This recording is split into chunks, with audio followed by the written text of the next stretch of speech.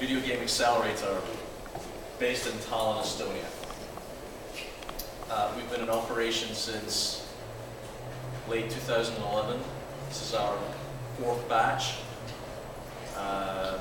which has started in May. Sorry, started in March and has run through to May. We have a program of 3 months where we invest up to 15,000 euros in startup or studios from all over the world. We actually have 29 studios in total in our portfolio from 16 different countries.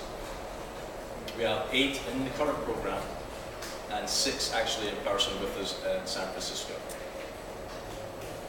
We invite them to live and work in Estonia, where we have used our mentor network of over 120 mentors to help them achieve their goals of building scalable creative businesses.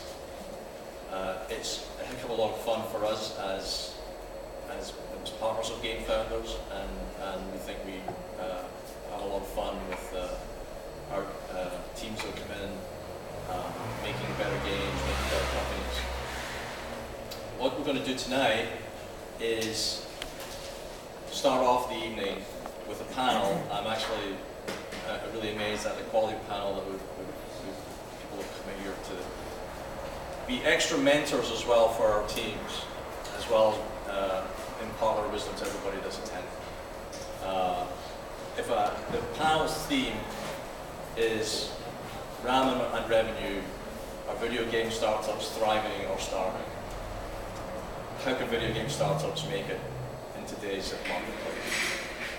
We're going to do that for about 20 minutes, because then it's the main point of the evening, which is our pitch presentations from our 7 teams.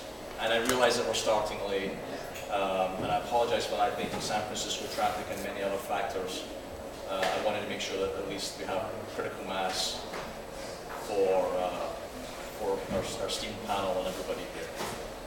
So, without any further ado, I'd like the panel to introduce themselves, so if I may go along the line.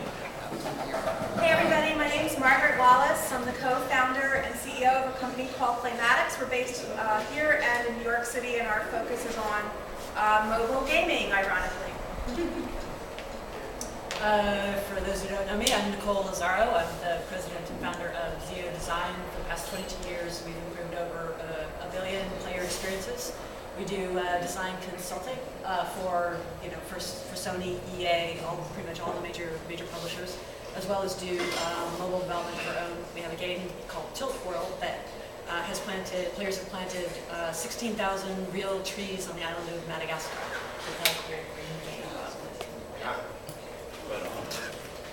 My name is Scott Foe. I'm the Chief Product Officer at Unspoken Tales, which is a new tablet-based RPG company, and just a couple of weeks ago, I was inducted into the Mobile Gaming Hall of Fame for design and production. Wow.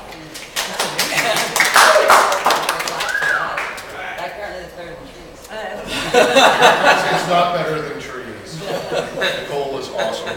Well, when the ice is warming everybody up. My name is Danielle Deibler. I actually am a co-founder in the same company as Scott. I'm their CTO. So I actually make the magical things appear on the screen. And prior to that, I was an EIR at Trinity Ventures, which is a venture firm down in Palo Alto. And I was at Kixeye for about 3 years. They're a web game company. I'm Dan Fiden. I am the CSO at Fun Plus, which is a mobile social gaming company. And I was a founder at a venture fund that does some investment in the game space broadly called Signia. And I worked with Dave a long time ago, which is better than trees. So, if I may ask the panel to get us started, one of the big questions that we had to wrestle with at GameFounders during our program is, what is the right way to take a video game startup forward? Should they seek an investor? Should they seek a publisher? Is there another way to move forward as a startup? In other words, what is their best plan for growth?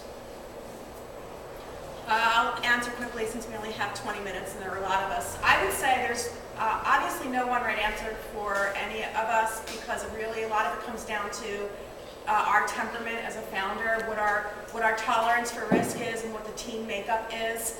I would particularly say publishing as a model is generally a debt model.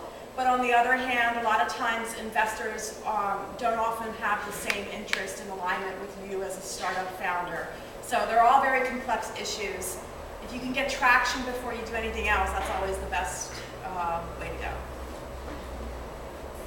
So I'd echo that actually. Like if you can get a good team makeup where, like, I mean, your ideal scenario is really one where you have somebody who emerges clearly as a leader in the team. Doesn't matter actually whether they're your CEO or not, but somebody that can help drive you towards a decision. Because if you don't have that, then you kind of have chaos. And somebody who's on the art side, somebody that can program. The more multi-skilled people are, the better off you are. And then somebody that can help on the design side.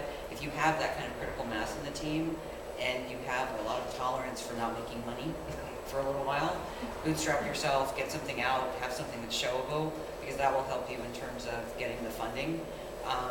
Set time frames around things like hard deadlines where you know you're actually going to be out of money. You can't continue to survive. Speaking as someone who's actually currently in money raising mode for a content play, it is a tough thing to raise money for. You have to get a funder who likes your team, who actually also thinks that you can execute and ship something and likes your concept and feels like you